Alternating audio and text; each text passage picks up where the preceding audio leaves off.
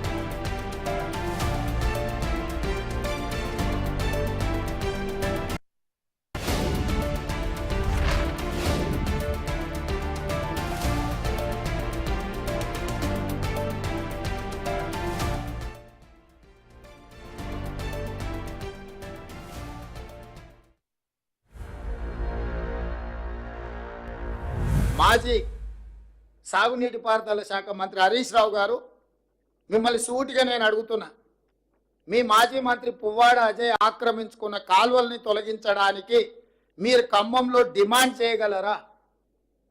నేను మీ దగ్గరికి అధికారులను పంపిస్తాను. ఎందుకంటే మీరు గతంలో చెరువులకు సంబంధించిన minor irrigation and major irrigation మినిస్టర్గా మీరు పనిచేసినారు. రాష్ట్రం పట్ల పూర్తిగా సంపూర్ణమైన అవగాహన ఉందని మీరు పదే పదే మాట్లాడుతుంటారు హరీష్ రావు గారు.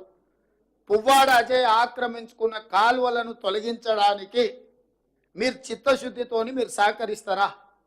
ఈ ఒక్క ప్రశ్నకు సమాధానం చెప్పిన తర్వాత ఇక ప్రభుత్వం ఈ వర్షంలో బాధ్యతాయుతంగా వ్యవహరించిందా వ్యవహరించలేదా ప్రజలు తెలుస్తారు.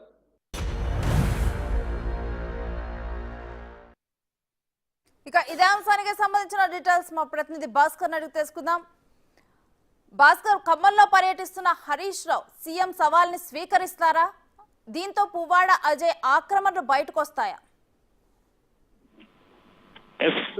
ఇప్పటికే సీఎం రేవంత్ రెడ్డి నిన్న ఈ రోజు వరకు ఖమ్మం పర్యటన చేస్తున్నారు. మొత్తానికైతే మాత్రం ఆయన పర్యటనలో భాగంగా వరద బాధితులు సందర్శించిన అనంతరం అసలు వరదకు ఈ యొక్క ఖమ్మంలో ఉన్నటువంటి పలు ప్రాంతాలలో అత్యధికంగా వరదలు ఎక్కువగా వచ్చే దానికి కారణం ఒక బాక్స్ డ్రైన్ ఒక ఎఫెక్ట్ ఉంది. తర్వాత పువ్వాడ అజయ్ కుమార్ కూడా తన మమతా హాస్పిటల్లో చాలా వరకు కూడా ప్రభుత్వ సాగర్ కాలువను ఎన్నికగా కబ్జా చేసుకొని భారీ బిల్డింగ్లు కట్టారు. దానిపై చర్చ సిద్ధమా, అవసరం దాన్ని సందర్శించేందుకు హరీష్ రావు రావాలి. ఏదో నీతి మాలిన కబుర్లు మాట్లాడుకోవడం పద్ధతిగా సబబు కాదు.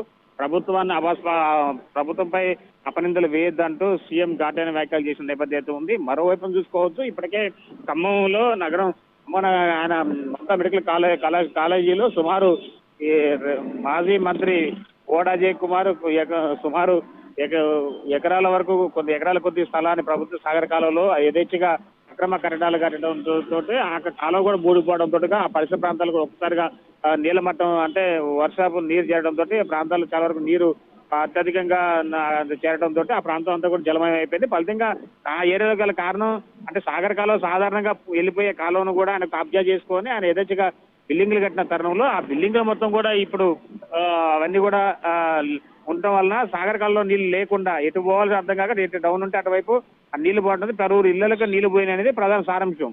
దానిలో భాగంగానే అంటే ఇది ఆయన పార్టీ బీఆర్ఎస్ పార్టీ నేతలు అక్రమాలు చేసుకుంటూ ప్రభుత్వ స్థలాలు యథేచ్ఛగా భారీ బిల్డింగ్లు కట్టిన తరుణంలో అప్పుడు ఆనాడు ఇరిగేషన్ శాఖ మంత్రిగా ఉన్నటువంటి హరీష్ రావు మాట్లాడిన మాటలు ఈనాడు గుర్తొచ్చిందా అనే రీతిలో సీఎం రేవంత్ రెడ్డి మాట్లాడటం కూడా జరిగింది. మొత్తానికైతే మాత్రం అంటే ఒకవేళ హరీష్ రావు ఒకవేళ వీలైతే తన సవాల్ విసిరారు సీఎం రేవంత్ రెడ్డి.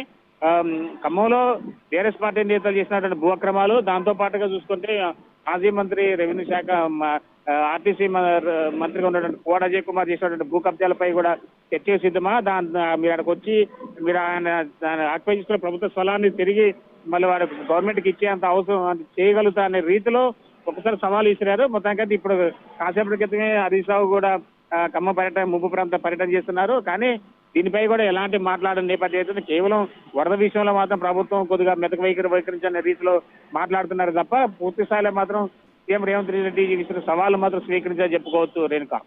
అయితే భాస్కర్, ఈ ఈ ఆక్రమణలతో ఇటు ఖమ్మంలో విపత్తు వచ్చింది అనే వ్యాఖ్యలు ఇప్పుడు చాలా సీరియస్ అంశంగా మారాయి. ఇప్పుడు హైడ్రా కూడా రాష్ట్రమంతా విస్తరించింది. ఇకపై దీని మీద చర్యలు ఉండనున్నాయా? దీనిపై కూడా సీఎం చాలా చిట్ చాట్ లో చాలా క్లియర్ గా చెప్పడం కూడా జరిగింది. హైడ్రా తరహాలో అవసరాన్ని బట్టి ఇక్కడ కూడా ప్రభుత్వ స్థలాలు ఏవేవైతే కాలువలు కావచ్చు, చెరువులు కావచ్చు అక్రమం గురైనయో వాటిపై కూడా ప్రత్యేక దృష్టి సారిస్తాను కూడా స్పష్టంగా చెప్పడం కూడా జరిగింది. అయితే మొట్టమొదటిగా గత బీఆర్ఎస్ ప్రభుత్వ హయాంలో చాలా మంది పార్టీ నేతలు అదే కార్యకర్తలు అందిని కాటకాల ప్రభుత్వ స్థలాన్ని యథేచ్ఛగా కబ్జా చేసుకొని భారీ బిల్డింగ్లు కట్టుకున్న నేపథ్యం ఉంది. వాళ్ళు మొట్టమొదటిగా అసలు వాళ్ళు చేసినటువంటి భూ అక్రమాల మీద దృష్టి సారిస్తే చాలా వరకు కూడా చెరువులు కావచ్చు, వాగులు, తర్వాత ప్రభుత్వం సంబంధించిన కాలువ ఎన్ఎస్పీ మైనర్ మేజర్ ఇరిగేషన్ సంబంధించిన భూములు మొత్తం కూడా మళ్ళీ యథావిధిగా ప్రభుత్వం దక్కే అవకాశం మెండుగా ఉందనే ఒక రీతిలో సీఎం రేవంత్ రెడ్డికి ఫిర్యాదులు వచ్చినాయి. అదే తరహాలో కూడా దానికి ప్రజల డిమాండ్ మేరకు అవసరమైతే ప్రభుత్వ స్థలాలు ఏదైతే ఆక్రమణ గురైందో అవన్నింటినీ కూడా తిరిగి మళ్ళీ ప్రభుత్వం చెందే విధంగా తమ ప్రభుత్వం ప్రజాపాలన చేస్తుందని స్పష్టంగా చెప్పారు. అయితే దాంట్లో భాగంగానే ఇప్పటికే దీనికి సంబంధించి ఎక్కడ ఏ ప్రాంత చెరువులు అక్రమం గురైపోయినాయి, దానిపై అసలు ఏం జరుగుతుందనే దానిపై చాలా స్పష్టంగా సీఎం రేవంత్ రెడ్డికి ఒక అవగాహన ఉంది. అయితే మిషన్ కాకతీయ పథకం ద్వారా కమిషన్ కాకతీయ అయిపోయింది. దానిలో భాగంగానే ఇప్పటి వరకు కూడా వాళ్ళు సంపాదించుకున్న ఆ డబ్బులతో సహా తిరిగి కక్కిచ్చేయాలనే ఉద్దేశంతో సీఎం రేవంత్ రెడ్డి వ్యాఖ్యలు చేశారు.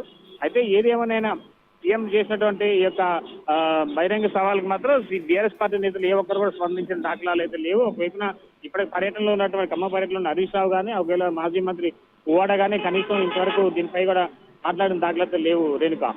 Right, thanks for the details Bhaskar.